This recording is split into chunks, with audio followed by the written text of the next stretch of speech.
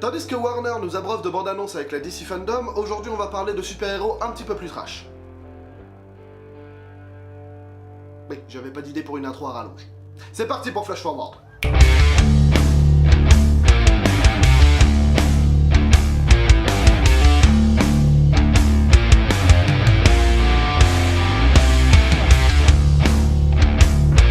Bonjour à tous et à toutes, mesdames et messieurs, et bienvenue dans ce nouvel épisode de Flash Forward. Aujourd'hui, du coup, je vais vous parler d'une des bandes annonces de la saison 2 de The Boys. Cette saison est censée sortir le 4 septembre, donc c'est dans une semaine à l'heure où je vous parle, et j'ai préféré vous choisir la bande-annonce qui est la plus courte sur toutes celles qui sont sorties, car j'ai regardé 2-3 autres bandes-annonces et elles en révèlent beaucoup sur la saison 2, donc on va éviter de spoiler. Du coup, on enchaîne.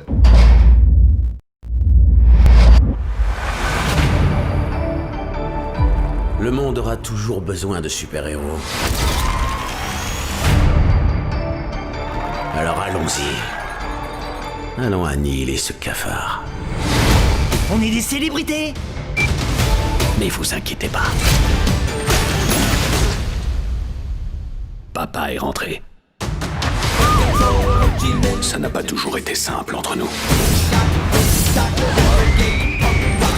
Tout ça, c'est un merdier infernal. Et on est les blaireaux les plus recherchés du pays. Vas-y, c'est quoi ton plan?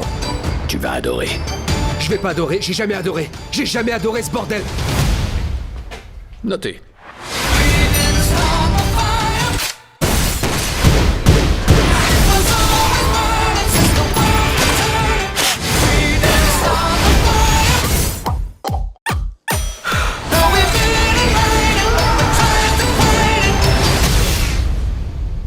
Vous avez pas trop de chance que je sois revenu.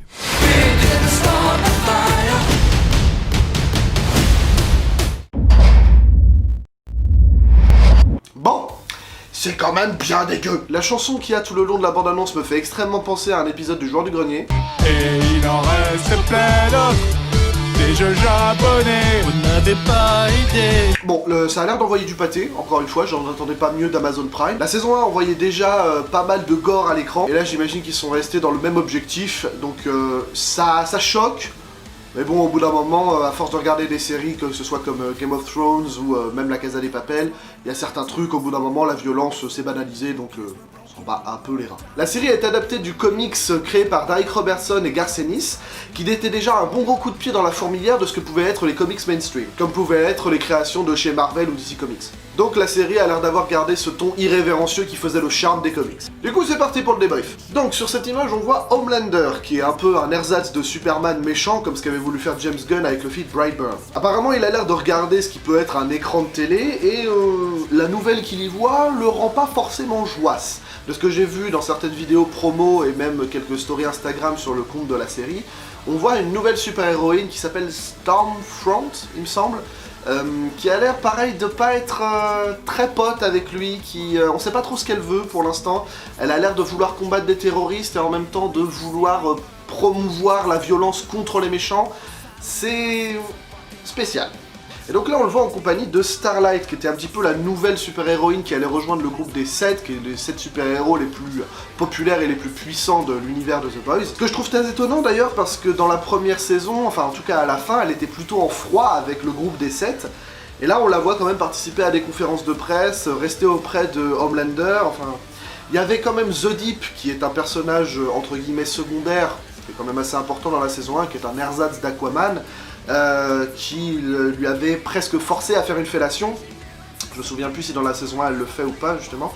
Mais voilà, ça m'étonne qu'elle soit encore avec le groupe des 7. Et donc du coup sur cette image on voit pour la première fois poser la nouvelle super-héroïne Stormfront. Donc avec cette image, Vought International, qui est l'entreprise qui donne à l'aide de drogue les pouvoirs aux super-héros, a l'air de se vouloir féministe auprès du public, mais quand tu connais le ton de la série, tu sais ce qu'il en est. Donc là on voit Homelander atterrir au milieu d'une manifestation qui a l'air d'être contre les super-armes. Je me rappelle plus si à la fin de la saison 1, Billy Butcher et sa bande avaient révélé que c'était Vought International qui donnait des drogues aux super-héros, mais apparemment le public a l'air d'être au courant.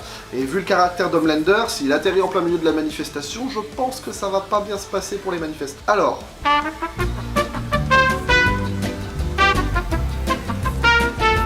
celles et ceux qui ont vu la fin de la saison 1, la saison 1 se terminait sur Billy Butcher qui est sauvé par Homelander et amené près d'une maison qu'on ne connaît pas. Et on se rend compte que Billy Butcher, qui pensait sa femme disparue à cause de Homelander, se rend compte que sa femme est toujours vivante et que même Homelander a eu un fils avec sa femme. C'est là-dessus que s'était terminée la saison 1, donc le fait de le revoir comme ça avec Huggy, qui est quand même le personnage principal de la série, c'est étonnant. Il a l'air quand même d'avoir retrouvé la niaque, il a l'air d'avoir gardé son ton sarcastique, et tu sens qu'il est là pour boire du jus d'orange et niquer des mères, mais apparemment il a plus de jus d'orange. Vu que je me suis renseigné un petit peu sur ce qui va se passer dans la saison 2, apparemment ça a l'air d'être un des super terroristes. C'est peut-être aussi pour ça que les gens manifestaient avant, pas forcément parce que The Boys, l'équipe, a révélé ce qui se passait avec Vought International, mais parce que justement il doit y avoir de plus en plus de super terroristes. C'est un thème qui était assez récurrent, notamment dans les comics Batman, du fait que s'il y a un super héros, c'est forcément lui qui est la cause de l'apparition de plus de super vilains. Et donc pourrait y avoir un sous-texte qui pourrait être assez intéressant dans le gouvernement qui surarme un pays, c'est ce qui pousse les terroristes à attaquer. Donc là c'est la fameuse maison qu'on voyait à la fin de la saison 1, et apparemment Homelander jette un gamin du haut d'un toit. On peut supposer que le gamin en question c'est le fils qu'il a eu avec la femme de Billy. Donc il doit être en train de tester justement s'il a des super pouvoirs avec sa subtilité et son tact légendaire. Donc comme le prouve la série, elle connaît son matériau de base. Je sais pas si cette image est une case d'un des comics The Boys, mais c'est une image assez marquante quand même. Tu vois un soldat qui fait un doigt d'honneur au super-héros et le rayon laser de Homelander va couper et le mec et le doigt d'honneur en deux. C'est un petit peu ce qui a fait la renommée de Darick Robertson, à savoir ses dessins qui étaient quand même très crus, notamment au début de la saison 1 où tu vois la petite amie de Huggy qui se fait déchiqueter en morceaux par A-Train. Donc on reste cohérent avec ce que disait Homelander un petit peu plus tôt dans la bande-annonce, c'est-à-dire que l'équipe de The Boys est en train de se faire traquer. Étonnamment, on voit la crème, on voit Frenchie, on voit Billy Butcher et on voit Huggy, mais on voit pas le personnage de la fille, qui a malheureusement pas de prénom, qui est quand même un personnage assez badass et qui est, je crois, le plus puissant de l'équipe. Mais là du coup on voit que les 4 gars sur le bateau, donc est-ce qu'elle a déjà été capturée, est-ce qu'elle a réussi à s'enfuir, est-ce qu'elle a quitté l'équipe, on sait pas trop. Ou alors peut-être tout simplement est-ce qu'elle est cachée dans la cale du bateau. Un truc que je m'explique pas, c'est qu'à la fin de la saison 1, Huggy disait vouloir quitter l'équipe de The Boys, et là tu le vois clairement retourner avec Billy, Frenchie, la crème et ainsi de suite. Enfin, après, quand tu connais Billy Butcher, tu sais qu'il persuade les gens assez vite. Mais tu vois que Huggy a encore des réticences par rapport au fait de faire toujours partie de l'équipe. Donc ça m'étonnerait pas qu'il y ait des tensions dans l'équipe, et peut-être même que, supposition de ma part, mais que Huggy va prendre la place de Billy Butcher en tant que leader du groupe. Donc on revoit le personnage de The Deep, qui comme je l'ai dit plus tôt était un ersatz d'Aquaman. Vu le geyser qu'il y a derrière lui, soit c'est une fontaine, soit c'est une baleine. Sur d'autres images promo, j'avais vu que The Deep était debout sur une baleine et qu'il essayait de couper la route à Billy Butcher et son équipe qui essayaient de s'enfuir en bateau. Peut-être que pour une fois dans la série il va servir à quelque chose, sachant que la dernière fois qu'on l'avait vu, il me semble qu'il avait été arrêté par la police parce qu'il avait kidnappé un dauphin. Mais c'est un personnage qui est pas sympathique, mais auquel on peut s'attacher un peu, même si ça reste comme l'équipe des 7 en général, un gros connard. Donc enfin, première image concrète qu'on a de Stormfront, on arrive à voir ses pouvoirs, on voit qu'elle manipule l'électricité et peut-être un peu les champs magnétiques, ce qui lui permet de voler. Ça a l'air d'être une super-héroïne assez puissante, et acclamée par les manifestants. Donc avec les super terroristes qu'on a pu entreapercevoir dans le début de la bande-annonce, ça a l'air aussi d'être l'antagoniste principal de la saison. Donc on voit enfin Starlight dans cette bande-annonce. Avec ce qu'il y a autour d'elle, j'ai l'impression qu'elle est retenue prisonnière, qu'elle essaye de s'échapper, c'est pour ça qu'on la voit exploser une porte. Ce qui expliquerait peut-être pourquoi elle fait justement les conférences de presse avec Homelander et les filles du groupe. Peut-être supposition de ma part, mais elle s'est peut-être fait laver le cerveau par les différents personnages. Sachant qu'elle entretenait une relation amoureuse avec le personnage de Huggy dans la saison 1, ils sont peut-être en train justement soit d'en faire un agent dormant pour pouvoir aller buter l'équipe des Boys, soit juste de la manipuler pour en faire une arme contre eux. Ce serait dommage qu'elle soit reléguée juste à ça, parce que c'est quand même un personnage assez intéressant, qui montre l'innocence qu'il peut y avoir dans le monde par rapport à toute la saloperie qu'il y a dans la série. Bon.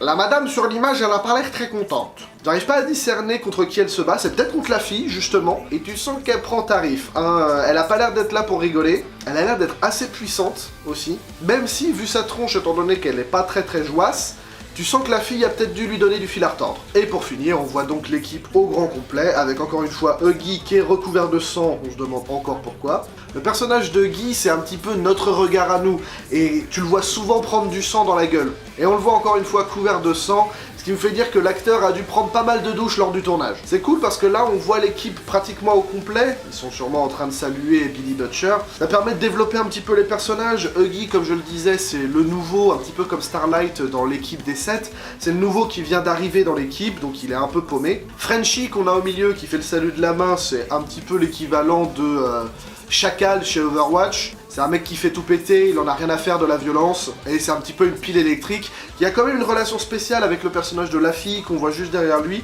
qui est un petit peu effacé, qui ne parle pratiquement jamais lors de la série. Et tout à droite, on a le personnage de La Crème, qui est un petit peu le grand frère et le compas moral de l'équipe. Donc ça fait plaisir de les revoir. Ils ont tous leur petit côté attachant qui permet de les distinguer et en même temps de les unir. Tout ça autour de leur chef, évidemment, Billy. Voilà, c'est fini pour aujourd'hui. J'attends beaucoup de cette saison 2. J'espère pas forcément autant d'irrévérence que dans le comics ou dans la saison 1, mais il y a quand même des messages qui ont l'air d'être assez forts. Graphiquement, c'est encore une fois impeccable. Les séries Amazon Prime sont quand même d'une qualité certaine. Vous pouvez voir déjà ça avec The Good Omens ou Carnival Row. Ça me donnerait presque envie de prendre un abonnement Amazon Prime. Rassurez-vous, cette vidéo n'est pas sponsorisée. Mais je pense que je vais me contenter de pirater celui de mon cousin. Voilà, mesdames et messieurs, c'est tout pour aujourd'hui. J'espère que cette vidéo vous aura plu. Si c'est le cas, n'hésitez pas à lâcher un petit pouce bleu, ça fait toujours plaisir. Écrivez ce que vous avez pensé de la bande-annonce en commentaire. Et surtout, abonnez-vous et mettez la cloche, c'est ce qui fait vivre la chaîne. Sur ce, je vous laisse et je vous souhaite une bonne journée. C'était Tom d'Atech Productions.